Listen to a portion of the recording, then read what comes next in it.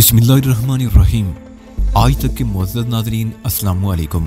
अब किस्त 233 मुलाहिज़ा फरमाएं। ठीक है, बरिंद्रा ने गहरा सांस लेते हुए कहा, मैं तुम्हें नहीं रोकूंगा। यहाँ तुमने हमारी बहुत मदद की, अगर तुम इजाज़त दो तो मैं भी तुम्हारे साथ पाकिस्तान चलूँ। नहीं मेरे दोस्त, मैंने कहा, यह मेरा बोझ है, मैं अकेला ही उठाऊंगा।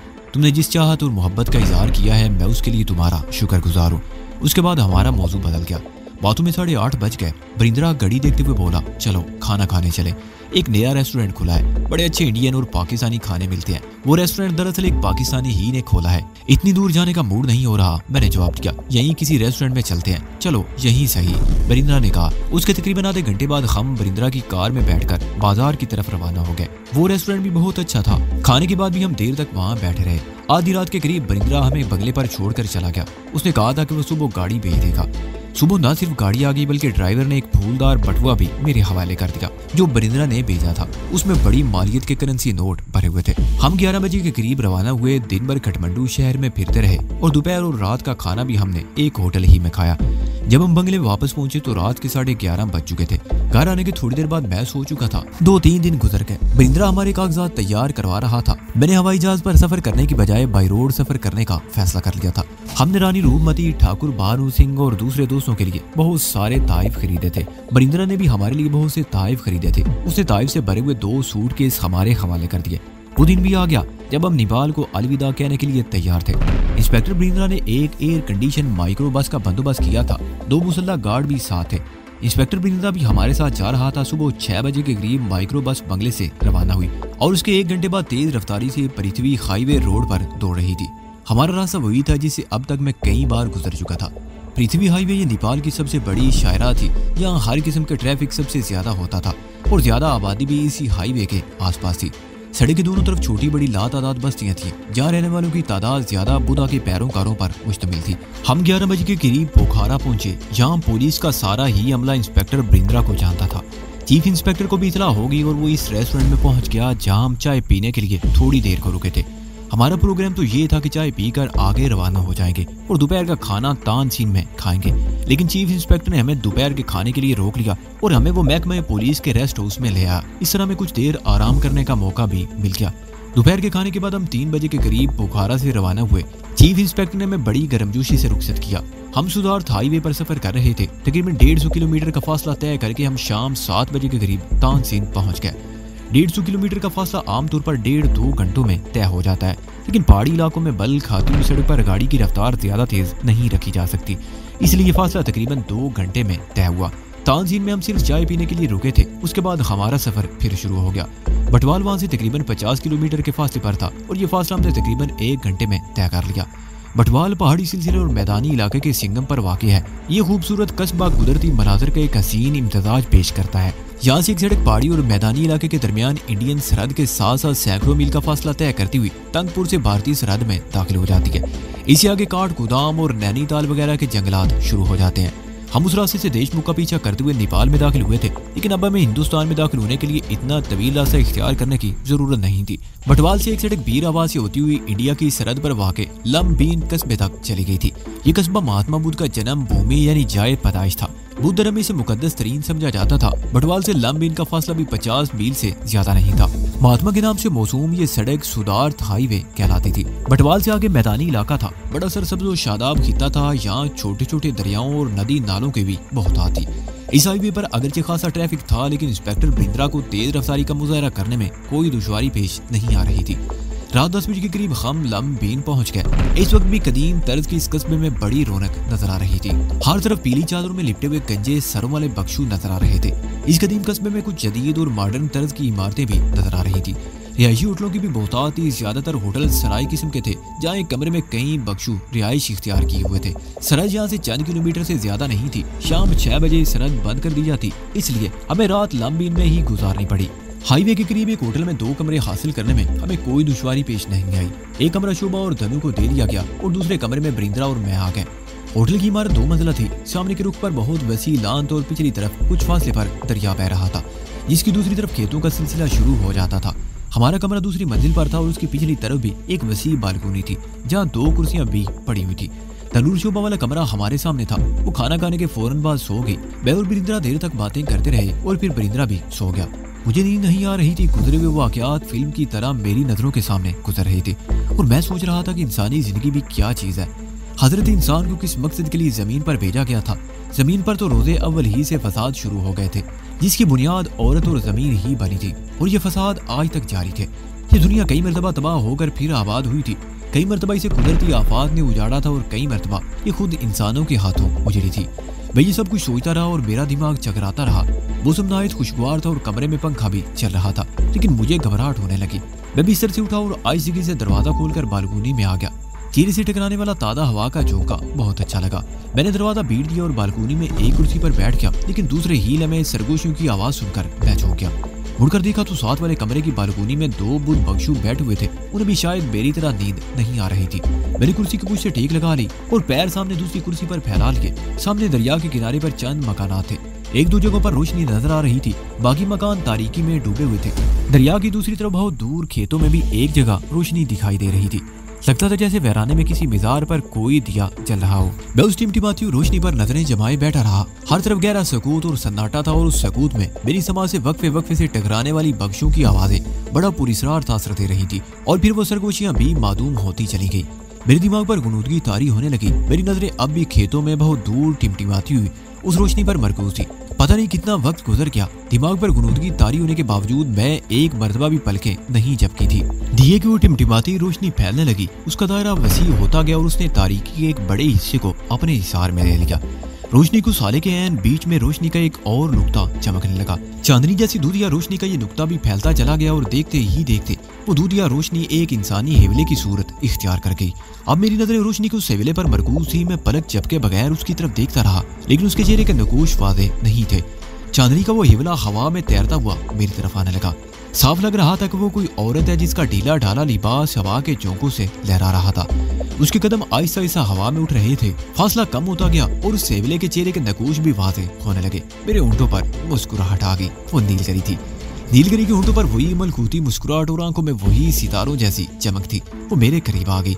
मैं एक झटके से उठकर खड़ा हो गया। नीलगरी के देश में ये तुम्हारी आखिरी रात है। उसकी सरगोशी मेरी समाज से टकराई।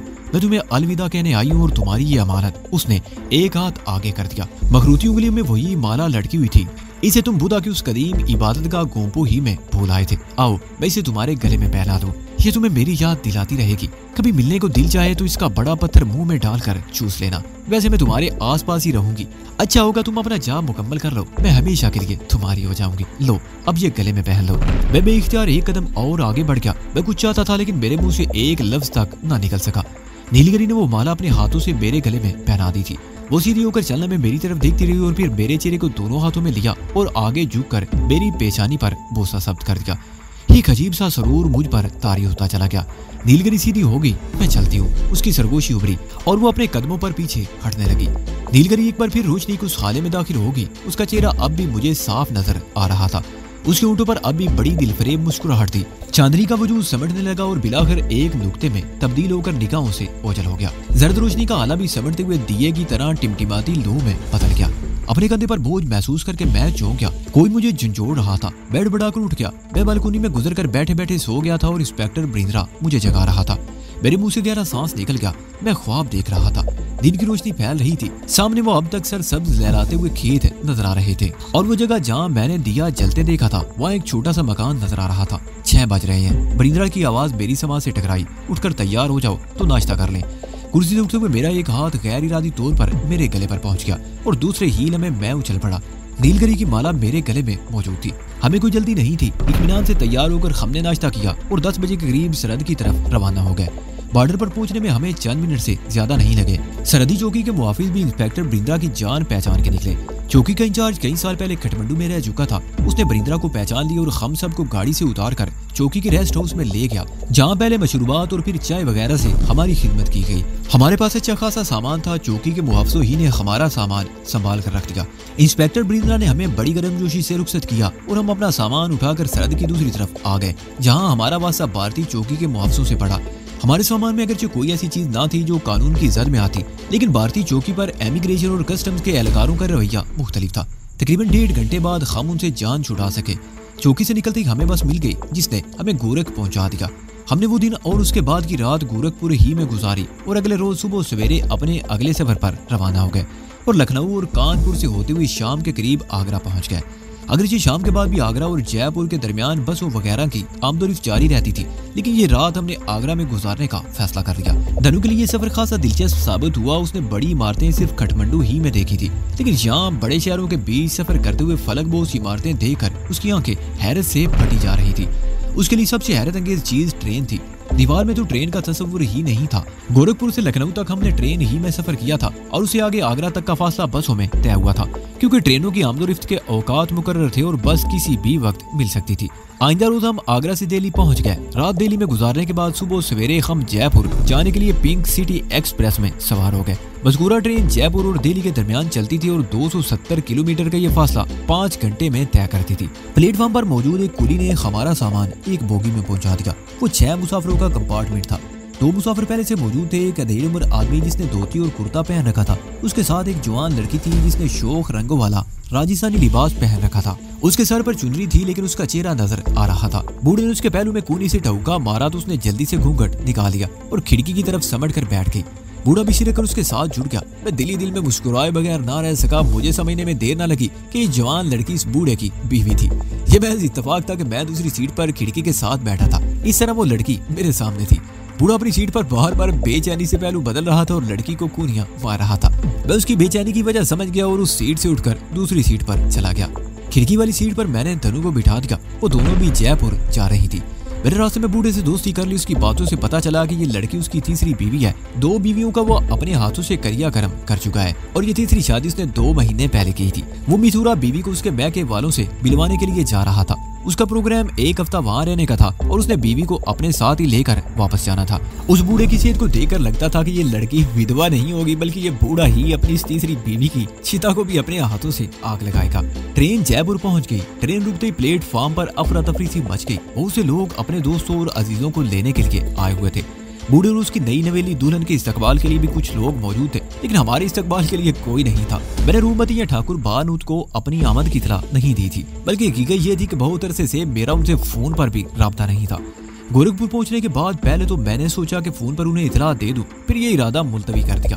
मैं अचानक उनके सामने आकर उन्हें सरप्राइज देना चाहता था। शोभा का ख्याल था कि उसके मकान पर चला जाए, लेकिन मैंने उसकी मुखालफत की, क्योंकि उसका मकान कम अज कम 6 महीनों से बंद पड़ा था। वहाँ तो अब मकड़ियों ने जाले तान रखे होंगे। रूपमती के यहाँ चलते हैं, इस वक्त वो घर पर ही मौजूद होगी। ठाकुर को भी हम वहीं बुला लेंगे, मैंने कहा। स्टेशन से बाहर आकर सामान एक टैक्सी पर लदवा दिया गया। मैंने ड्राइवर को रूपमती की हवेली का पता बताया और आगे पैसेंजर सीट पर बैठ गया। तनूर चोबा पिछली सीट पर बैठ गई। हवेली के गेट के सामने टैक्सी रुकी तो इस वक्त गेट का जेली दरवाजा भी खुला था। वो मुंदरी थी जो बाहर निकलकर उलझी हुई नजरों से टैक्सी पर लदे हुए सामान और पिछली सीट पर बैठी हुई शोभा और धनु को देख रही थी। मुझ पर अभी तक उसकी नजर नहीं पड़ी थी। मैं दरवाजा खोलकर नीचे उतरा तो मुझे देखते ही मुंदरी का मुंह इस तरह खुले का खुला रह गया जैसे उसने कोई अजूबा देख लिया हो। फिर दूसरे ही लम्हे वो चीखती हुई अंदर की तरफ दौड़ी। मैंने दरवाजे के अंदर कदम रख दिया। लान में कुर्सियों पर चंद लोग बैठे हुए थे। चाय का दौर चल रहा था। मुंदरी को चीखते पाकर वो सब मुड़कर गेट की तरफ देखने लगे। एक औरत झटके से कुर्सी से उठी। उसने शानदार साड़ी पहन रखी थी। वो एक हाथ से साड़ी संभाले दौड़ते हुए मेरी तरफ लपकी और वालियाना अंदाज में मुझसे लिपट गई। वो रूपमती थी। रूपमती का जोशो खरोश काबिले दीद था। वो बार बार मेरा मुंह चूम रही थी। लान में बैठे हुए दूसरे लोग भी उठकर हमारी तरफ आ गए, लेकिन वो सब चेहरे मेरे लिए अजनबी थे। रूपमती ने धनु और शोभा का इस्तकबाल भी बड़े पुरजोश अंदाज में किया। दोनों मुलाजम भी भागे आए। उनमें एक शंकर था जो ठाकुर की टीले वाली हवेली में हमारी खिदमत पर मामूर था। उसे यहाँ देखकर मुझे अचंबा सा हुआ, लेकिन जब मैंने दोबारा रूपमती की तरफ देखा तो सारी बात मेरी समझ में आ गई। उसकी मांग में सिंदूर भरा हुआ था। मैं तुम्हारी इस फैसले से बहुत खुश हुआ हूँ। ठाकुर कहाँ है? मैंने उसकी तरफ देखकर मुस्कुराते हुए कहा।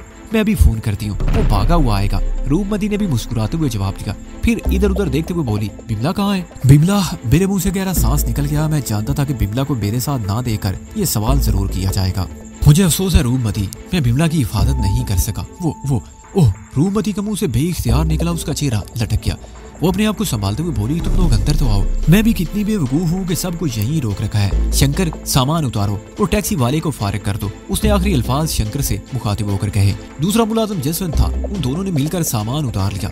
टैक्सी वाले को किराया भी जसवंत ने अदा किया। हम लोग लान में आ गए। मेरे दोस्तों, रूपमती अपने मेहमानों को मुखातिब करते हुए बोली, मैं आप हजरात से एक ऐसी हस्ती का तारुफ कराना चाहती हूँ जिसका जिक्र हम थोड़ी देर पहले भी कर रहे थे। मुझे और ठाकुर को एक दूसरे के करीब लाने में इस हस्ती का बड़ा दखल है, तो इनसे मिलिए। ये हैं हिम्मत सिंह, मेरे मोहसिन और महान दोस्त। लोग हैरत से मेरी तरफ देखने लगे। उनमें 3 औरतें और 4 मर्द थे। सबने पहले हाथ उठाकर प्रणाम मखसूस तरीके से सलाम किया, फिर गर्मजोशी से हाथ मिलाया। एक खातून तो मेरे चरण छूने को भी झुक गई। हम वहीं कुर्सियों पर बैठ गए। मैंने शोभा और धनु का तारुफ कराया। मैंने नोट किया कि इसी दौरान में सब लोग बड़ी गहरी नजरों से धनु की तरफ देख रहे थे। बाकी बातें तो बाद में होंगी। रूपमती मेरी तरफ देखते हुए बोली, फिलहाल सिर्फ ये बताओ कि कहाँ से आ रहे हो और तुमने अपने आने की इतला क्यों नहीं दी? अगर इतला दे देता तो मुलाकात में इतना मजा तो ना आता। मैंने मुस्कुराते हुए कहा, तुम बताओ ये वारदात कब हुई? मैंने उसकी मांग में भरे हुए सिंदूर की तरफ देखते हुए कहा, हम मुझे अफसोस हो रहा है कि हमने 2 हफ्ते मजीद इंतजार क्यों नहीं कर लिया। रूपमती ने कहा, तुम भी हमारे ब्याह में शरीक होते तो रौनक बढ़ जाती। कोई बात नहीं, अब रौनक मेला कर लेंगे। मैंने कहा। मुंदरी हमारे लिए चाय ले आई। उसकी खुशी भी काबिले दीद थी। उसने हमारे सामने चाय रखी और रूपमती की तरफ देखते हुए बोली, मैंने जीजा जी को फोन कर दिया दीदी। मुंदरी की बच्ची रूपमती चीखी, तुमने सारा मजाक करा कर दिया। मैं ठाकुर को फोन करके कोई ऐसी बात कहती वो चकरा जाता और यहाँ आकर हिम्मत सिंह को देखता तो मारे खुशी के बेहोश हो जाता। चल भाग यहाँ से, सारा मजाक करा कर दिया। मुंदरी हंसती हुई चली गई। रूपमती पहले भी उसका बहुत ख्याल रखती थी, इसे छोटी बहन की तरह समझती थी और अब शायद वो एक दूसरे के कुछ और करीब आ गई थी। उन्हें देखकर कोई भी नहीं कह सकता था कि मुंदरी इसकी मुलाजमा है। तकरीबन 1 घंटे बाद ठाकुर भी आ गया। उसके मिलने के अंदाज में भी बड़ी गर्मजोशी नुमाया थी। वो बड़े फख्र से अपने दोस्तों को बताने लगा कि मैं कौन हूँ, जबकि रूपमती उन्हें पहले ही बता चुकी थी। ठाकुर शोभा से बड़ी गर्मजोशी से मिला था। बातों में वक्त गुजरने का एहसास भी नहीं हुआ। अब तक के तवील सफर की धूल ने हमारे हुलिये बिगाड़ रखे थे और किसी को भी हमारी हालत का ख्याल नहीं आया था। बिलाकर मैंने उनकी तवज्जो इस तरफ मबजूल कराई थी। अगर इजाजत हो तो हम अपने हुलिये दुरुस्त कर लें। अरे मुझे तो ख्याल ही नहीं रहा था। रूपमती एक झटके से उठ गई। आओ आओ अंदर चलो, मैं तुम लोगों को गुसल खानों का रास्ता दिखाऊं। हम रूपमती के साथ हवेली में आ गए। हमारा सामान पहले ही अंदर पहुंचाया जा चुका था। शोभा और धनु ने अपने अपने बैग खोली और मैं अपने बैग से कपड़े निकालकर एक कमरे में घुस गया। तकरीबन 4 घंटे बाद मैं तैयार होकर बाहर निकला। रूपमती और ठाकुर इस वक्त भी लान में बैठे हुए थे। इनके मेहमान जा चुके थे। ठाकुर उठकर मुझसे लिपट गया। 1 घंटा पहले की मुलाकात से शायद उसकी तसल्ली नहीं हुई थी। थोड़ी देर बाद शोभा और धनु भी आ गई। उन दोनों ने साड़ियां पहनी थी। धनु से डोल जिस्म और दराज कामत की मालिक थी। सुर्ख और सफेद रंगत पर नीले रंग की साड़ी उस पर खूब जच रही थी। ठाकुर बार बार कनक यूसुफ की तरफ देख रहा था। कुछ देर बाद उसने भी बिमला के बारे में सवाल कर डाला। मेरे ख्याल में रूपमती उसे बता चुकी थी कि बिमला अब हम में नहीं रही। लंबी कहानी है। मैंने गहरा सांस लेते हुए जवाब दिया, बाद में बताऊंगा। इस वक्त मैं कुछ कहने का हौसला नहीं कर पा रहा। ठाकुर ने मजीद कोई सवाल नहीं किया। मुंदरी ने आकर बताया कि खाना लग चुका है। हम लान से उठकर अंदर आ गए। लंबी चौड़ी मेज इनवा और इकसाम के खानों से भरी हुई थी। मुंदरी ने मुख्तसर से वक्त में बड़ा जबरदस्त एहतमाम कर डाला था। खाने के बाद हम लाउंज में बैठ गए, लेकिन कुछ ही देर बाद ठाकुर मुझे लेकर उठ गया और रूपमती की तरफ देखते हुए बोला, तुम लोग गपशप करो, हम 1 घंटे में वापस आएंगे। हम दोनों हवेली से बाहर आ गए। गेट के सामने ठाकुर की शानदार कार खड़ी थी। मैं पैसेंजर सीट पर बैठ गया और ठाकुर ने स्टीयरिंग संभाल लिया। कार हरकत में आकर 1-2 गलियों में घूमने के बाद मेन रोड पर आ गई। मैं बहुत अरसे बाद जयपुर आया था। वही बाजार थे, वही रौनक थी, वही कुशादा सड़कें और इन सड़कों पर वही गहमा गहमी थी। कुछ भी नहीं बदला था, मगर मुझे सब कुछ नया नया लग रहा था। कार मुख्तलिफ सड़कों पर घूमती हुई MI रोड पर आकर एक खूबसूरत 2 मंजिला बिल्डिंग के सामने रुक गई। ग्राउंड फ्लोर पर वही काफी हाउस था जहाँ सोनिया से मेरी मुलाकात हुई थी। ये शोभा वाला काफी हाउस था। मैंने कार से उतरते हुए बिल्डिंग की तरफ देखा। नया रंग रोगन किया हुआ था। ऊपर की मंजिल में कुछ तब्दीली हुई थी। सामने के रुख पर जादी साइज के गिलास लगे हुए थे। इस शीशे की खासियत ये थी कि इसमें सिर्फ एक तरफ से देखा जा सकता है। हम अंदर आ गए। ये हाल भी पहले से खासा वसी हो गया था। गालिबन पिछला पोर्शन भी हाल में शामिल कर लिया गया था। दाखिली दरवाजे के बाईं तरफ जरा आगे ऊपर जाने का जीना था, जिस पर सुर्ख कालीन बिछा हुआ था। हम ऊपर आ गए। ऊपर भी ऐसा ही वसी हाल था। ये गोल मेजें आम मेजों से ऊंचाई में कम थी और इनके गिर्द रखी हुई कुर्सियां इतनी आराम थी कि घंटों आराम से बैठा जा सकता था। रोशनियों का इंतजाम भी बहुत उम्दा था। कहीं भी तेज रोशनी नहीं थी। दीवारों से मतलब मौसीकी की लहरें फूटती हुई महसूस हो रही थी। यह हाल भी निचले हाल की तरह एयर कंडीशन था और ज़री हाल की तरह यहाँ भी कोई मेज खाली दिखाई नहीं दे रही थी। काकों में मर्द भी थे और औरतें भी। हम ज़री हाल में आ गए। काउंटर पर एक अधेड़ उम्र आदमी बैठा हुआ था। उसने ठाकुर को देखकर उठना चाहा, लेकिन ठाकुर उसे बैठे रहने का इशारा करता हुआ एक तरफ बढ़ गया। हम दफ्तर में बैठ सकते थे। ठाकुर ने कुर्सी पर बैठते हुए हाल की पिछली तरफ इशारा किया, लेकिन यहाँ बैठना कुछ अच्छा लगता है। जब मैं पहली मर्तबा इस काफी हाउस में आया था तो यहाँ वेटरेस काम करती थी, लेकिन अब कोई भी लड़की नजर नहीं आ रही थी। तमाम मर्द वेटर थे। सफेद बराक ड्रेस में वो बड़े स्मार्ट लग रहे थे। ठाकुर ने एक वेटर को काफी के लिए कह दिया, फिर मेरी तरफ देखते हुए बोला, ये शोभा वाला काफी हाउस है, मैंने उसकी इजाजत के बगैर इसमें कुछ तब्दीलियां की हैं, वो तब्दीलियां मुझे नजर आ रही हैं। मैंने जवाब दिया, लेकिन तुमने तो इस काफी हाउस का सौदा कर लिया था ना, तुम्हें तब्दीलियां करने का पूरा हक हासिल है। सौदा जबानी हुआ था और मैंने उसे कोई अदायगी भी नहीं की थी, ठाकुर ने कहा। दरअसल पहली मर्तबा ऋषिकेश में शोभा से बात हुई थी तो वापस आते ही मैंने इस बिल्डिंग पर काम शुरू करवा दिया था। ऊपर की मंजिल पर फ्लैट की तरह कमरे थे जो मैंने तुड़वा दिए। इसी दौरान में इतला मिली कि शोभा को देशमुख उठाकर ले गया है। मैं उसके लिए परेशान तो बहुत था, लेकिन यहाँ मैंने काम जारी रखा। वो चंद लम्हों को खामोश हुआ, फिर बात जारी रखते हुए कहने लगा, मैंने इस काफी हाउस का इफ्तिताह करके रूपमती के नाम से अकाउंट खुलवा दिया है। ये मैनेजर वही शोभा के दौर में था। बैंक अकाउंट अगरचे रूपमती के नाम पर है, लेकिन वो सिर्फ चेक पर दस्तखत कर दिया, जबकि सारा हिसाब किताब स्वरूप चंद के हाथ ही में है और मैं सारे बिजनेस की निगरानी करता हूँ। वो एक बार फिर खामोश हो गया। वेटर ने हमारे सामने काफी सर्व कर दी। मुझे यकीन था शोभा को कुछ नहीं होगा, वो जरूर वापस आएगी। ठाकुर ने अपने सामने रखा हुआ मग उठाते हुए कहा, मैंने उसका बिजनेस और सारा हिसाब किताब अमानत के तौर पर संभाला हुआ है। अब वो आ गई है, उसे सही सलामत और तंदुरुस्त देखकर मुझे खुशी हुई है। वो चंद रोज आराम कर ले तो मैं उसकी अमानत उसके सपुर्द कर दूंगा। मैंने दुनिया में बहुत कम ऐसे अफराद देखे हैं जो अपने सीने में ऐसे जज्बात रखते हैं, मैंने कहा। शोभा यकीनी ये सब कुछ जानकर बहुत खुश होगी।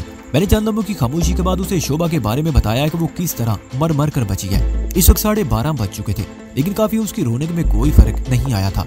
काकू की आमदोरी उसी तरह जारी थी। ठाकुर बता रहा था कि रात 2 बजे तक रेस्टोरेंट बंद किया जाता है, तो उस वक्त भी यहाँ इसी तरह गाहक मौजूद होते हैं। उन्हें मादरत करके बड़ी मुश्किल से बाहर निकाला जाता है। हम 1 बजे वहाँ से उठ गए। ठाकुर ने मैनेजर सरोप चंद को कुछ हदायत दी और हम काफी हाउस से बाहर आ गए।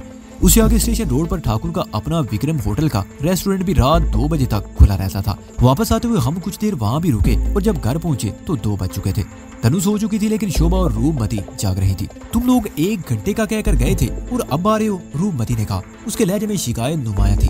काफी उसमें बैठकर बातें करने लगे तो वक्त गुजरने का एहसास ही नहीं रहा, ठाकुर ने कहा। हम भी वहीं बैठ गए और जब बातों का सिलसिला शुरू हुआ तो वाकई वक्त गुजरने का एहसास तक नहीं हुआ। मुझे अपनी कहानी सुनाने के लिए अगरचे कई रातें दरकार थी, लेकिन मैं ऋषिकेश में शोभा के आवाज से लेकर अब तक के वाकयात नायत मुख्तसर तौर पर बता रहा था। इसी दौरान में बिमला का जिक्र भी आया, जिससे थोड़ी देर के लिए फजा सोगवार हो गई। सुबह 4 बजे तक हमारी बातों का सिलसिला जारी रहा। हमारे सोने का बंदोबस्त ऊपर की मंजिल पर किया गया था। ताम दनु नीचे ही एक कमरे में सो गई थी और इस वक्त उसे जगाना मुनासिब नहीं समझा गया। रूपमती हमें ऊपर ले आई। कई कमरे थे और सब के सब आरास्ता थे। मैंने उस कमरे पर कब्जा कर लिया जहाँ पहले रूपमती रहा करती थी और मैं भी कई रोज तक उसी कमरे में सोया था। शोभा इतनी बड़ी हवेली देखकर हैरान हो रही थी। मैंने रूपमती के बारे में बहुत किस्से कहानियां सुनी थी, लेकिन ये तो बहुत मुख्तलिफ साबित हुई। मुझे यकीन नहीं आता कि ये वही रानी रूपमती है जिसके बारे में हर रोज एक नई कहानी सुनाई जाती थी। मुझे यकीन नहीं आता कि ये वही रानी रूपमती है जिसके बारे में हर रोज एक नई कहानी सुनी जाती थी। ये बात शोभा ने उस वक्त कही थी जब हम दोनों ऊपर वाले हाल में खड़े थे और उसी वक्त रूपमती इस कमरे से बरामद हो रही थी जो शोभा के लिए मुंतखब किया गया था। उसे शायद शोभा की बात सुन ली थी। रूपमती की शख्सियत में इस तब्दीली के लिए मुझे हिम्मत सिंह का शुक्रगुजार होना चाहिए, उसने कहा और करीब आकर मेरे कंधे पर सर टिकाकर खड़ी हो गई। ये शख्स अगर मेरी जिंदगी में ना आता तो मैं आज भी गंदगी की दलदल में पड़ी होती। मैं तो जीवन के आखिरी लम्हों तक हिम्मत सिंह का एहसान नहीं बोल सकती। बात करते हुए रूपमती की आंखें भीग गई थी। मैंने उसके सर पर हाथ फेरा और फिर कंधा थपथपाने लगा। जिंदगी में अगर ये नसीबो फराज ना हो तो जीने का मजा नहीं आता, मैंने कहा। मुझे देख लो, कैसे कैसे मुसाइब से 2-4 हो रहा हूँ, लेकिन मैंने कभी हिम्मत नहीं हारी। इसीलिए तो मैंने तुम्हारा नाम हिम्मत सिंह रखा था, रूपमती बोली। और मुझे याद आ गया कि मुझे ये नाम वाकई रूपमती ही ने दिया था। अब सोने का इरादा है या रात का बाकी हिस्सा भी यूं ही खड़े खड़े बातों में गुजार दोगी, मैंने कहा। सॉरी जी, रूपमती मुस्कुरा दी। ठीक है, अब तुम लोग आराम करो, सुबह बातें होंगी। रूपमती नीचे चली गई। मैं शोभा के साथ उसके कमरे में आ गया। कुछ देर वहाँ खड़ा उससे बातें करता रहा, फिर अपने कमरे में आ गया। बिस्तर पर गिरते ही मेरी आंखें बंद होने लगी। सुबह मेरी आंख 10 बजे के करीब खुली थी। बाकी सब लोग मुझसे पहले जाग चुके थे। ठाकुर तो सुबह 7 बजे ही चला गया था। ये उसकी बड़ी अच्छी आदत थी कि अपने काम की तरफ से उसने कभी गफलत नहीं बरती थी। वो कारोबार पर पूरी तवज्जो देता था। मेरे जागने से पहले धनु और शोभा ने घूम फिर कर पूरी हवेली देख ली थी। धनु की जिंदगी तो एक इबादत गाह में गुजरी थी। शोभा अगरचे जयपुर ही में रही थी, लेकिन इस किस्म के महल नुमा हवेली में आने का ये इसका पहला मौका था। और राजाओं महाराजाओं की जिंदगियों के बारे में बार बार हैरत का इजहार कर रही थी। जयपुर में अगरचे हवेलियों और महलात की भरमार थी। उसने तफरीह की गर्ज से कई महलात देखे भी थे, लेकिन किसी हवेली में रहने की बात दूसरी थी। 11:30 बजे ठाकुर का फोन आ गया। कुछ देर रूपमती उससे बात करती रही, फिर उसने रिसीवर मेरे हाथ में दे दिया। मैंने तकरीबन 10 मिनट उससे बात की और फिर रिसीवर रख दिया। शोभा, मैं उसकी तरफ देखते हुए बोला, तुम्हारी अदम मौजूदगी में तुम्हारा काफी हाउस बन रहा है। सुना है बिल्डिंग की हालत भी बहुत बुरी है, चलो जरा देख आए। उसे ठीक ठाक कराने में पैसा भी बहुत खर्च होगा और वक्त भी बहुत लगेगा। शोभा की आंखों में तशवीश की लहरें उभर आई। उसके कुछ ही देर बाद हम सब रूपमती की चिमचिमाती हुई गाड़ी में सवार MI रोड की तरफ जा रहे थे। गाड़ी उस बिल्डिंग के सामने रुकी तो कार से उतरते ही शोभा इस तरह ठिठक कर रुक गई जैसे जमीन ने उसके पैर पकड़ लिए हो। वो हैरान नजरों से बिल्डिंग की तरफ देख रही थी जैसे उसे अपनी आंखों पर यकीन न आ रहा हो। ठाकुर काफी उसके दरवाजे के सामने खड़ा था। हमारे इस्तकबाल के लिए वो चंद कदम और आगे आ गया और जब हम उसके साथ काफी हाउस में दाखिल हुए तो शोभा की आंखें हैरत से फटी की फटी रह गई। मैनेजर सरोप चंद ने भी चरण छूकर उसका इस्तकबाल किया। काफी हाउस में इस वक्त भी कोई मेज खाली नहीं थी। ऊपर से नीचे तक घूमने के बाद हम दफ्तर में आ गए। दफ्तर भी बहुत कुशादा था और शानदार फर्नीचर से आरास्ता था। हम सब सोफों पर बैठ के तो थोड़ी देर बाद ही एक वेटर ने हमारे सामने काफी सर्व कर दी। आपके आ जाने से मुझे बड़ी खुशी हुई है शोभा दीदी, ठाकुर ने उसकी तरफ देखते हुए कहा। आपकी इजाजत के बगैर मैंने इस बिल्डिंग में कुछ तब्दीलियां की हैं, लेकिन ये आपकी अमानत है। बेहतर होगा कि आप अभी और इसी वक्त अपनी ये अमानत संभालें। सारा हिसाब किताब सरोप चंद के पास मौजूद है। अकाउंट रूपमती के नाम पर है जिसे कल आपके नाम मुंतकिल किया जा सकता है। मुझे ना तो अपनी आंखों पर यकीन आ रहा है और ना ही कानों पर। शोभा बोली, इस काफी हाउस का तो तुमसे सौदा वो जबानी बात थी और मैंने आपको कोई अदायगी नहीं की थी। ठाकुर ने उसकी बात काट दी। मैंने अमानत समझकर इस बिजनेस को संभाल रखा था, अब ये आपके सुपुर्द है दीदी। नहीं भैया नहीं। शोभा गोया फट पड़ी। उसकी आंखों से आंसू बह निकले। वो फूट फूट कर रोने लगी। इंसान भी अजीब चीज है, खुशी भी मिलती है तो दिल भर आता है और आंसू बह निकलते हैं। खुशी भी मिलती है तो दिल भर आता है और आंसू बह निकलते हैं। रूपमती और ठाकुर अपनी जगह से उठकर उसके दाएं बाएं बैठ गए। रूपमती ने उसे बाजू में लपेट कर अपने ऊपर खींच लिया और ठाकुर उसका कंधा थपथपाने लगा।